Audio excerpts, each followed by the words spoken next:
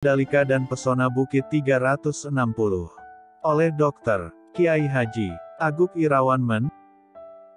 Ini sedikit yang kami tahu, setelah sekian lama sejak Orde Baru kawasan Mandalika dikuasai oleh swasta, pada periode pertama kepemimpinan Gubernur TGB Zainul Majdi nomor 52 tahun 2014, kawasan itu berhasil diakuisisi oleh negara dan menjadi BUMN. Dalam hal ini ITDC, Indonesia Tourism Development Corporation.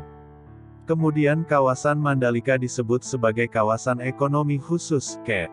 Di kawasan KE Mandalika terkenal dengan pantainya yang sangat cantik bernama Pantai Kuta Mandalika. Sadar akan kelebihan ini, pemerintah daerah, dalam hal ini gubernur saat itu membuat plan pembangunan dan pengembangan yang diajukan kepada Presiden. Dua di antara plan itu adalah dibangunnya masjid yang megah dan sirkuit kelas internasional, bahkan masjid harus didahulukan sebelum dibangun hotel, resort, dan sirkuit. Kenapa masjid? TGB berujar, agar tanah Mandalika secara khusus diberkahi dan Pulau Lombok secara umum, mengingat, kawasan Mandalika ini telah lama terjadi konflik kepentingan. Hal lain soal masjid ini, TGB ingin meneladani strategi Nabi SAW yang membangun masjid dalam setiap kunjungannya ke suatu wilayah. Demikian juga yang ditiru penyebar Islam awal di Nusantara, Wali Songo.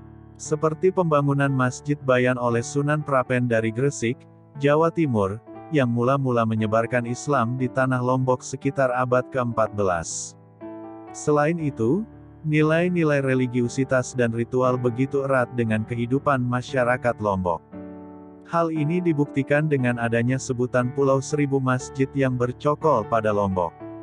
Karena itu, pembangunan masjid di kawasan Mandalika adalah bagian dari meneguhkan identitas lokal Pulau Lombok. Uniknya masjid yang berdiri di atas tanah sekitar 4 hektar nan megah dan kini berdampingan dengan sirkuit MotoGP ini dibangun dengan arsitektur lokal. Terinspirasi dari Masjid Kuno Bayan, yang terletak di Lombok Utara, dengan bahan tradisional seperti bambu dan atap terbuat dari jerami, berdinding anyaman bambu, bedek yang melambangkan keharmonisan dan toleransi antar umat beragama.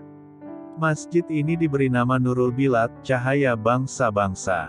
Ketika Presiden Jokowi meresmikan masjid ini tanggal 21 Oktober tahun 2017, TGB yang didampingi Direktur Utama ITDC Abdul Bar M. Mansur, mengatakan, bahwa berdirinya masjid yang megah ini bagian dari proyek integral wisata halal di Pulau Lombok.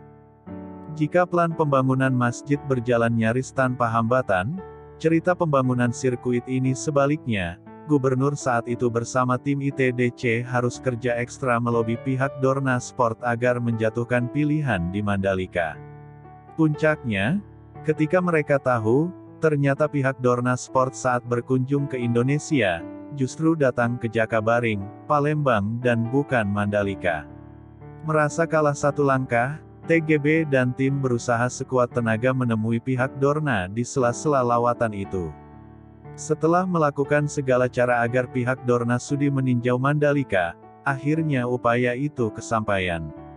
Sesuai dengan target, mereka sangat terkesan dengan kombinasi komplit landscape Mandalika antara perbukitan, daratan dan pantai. TGB pernah cerita, waktu mengajak naik ke Bukit 360, Dorna Sport dibuat berdecak kagum dengan landscape Mandalika, dan saat itu mereka langsung setuju dengan plan Mandalika. Demikian sedikit cerita itu, Wallahuam bisawab. Bantul, 25 Maret 2022.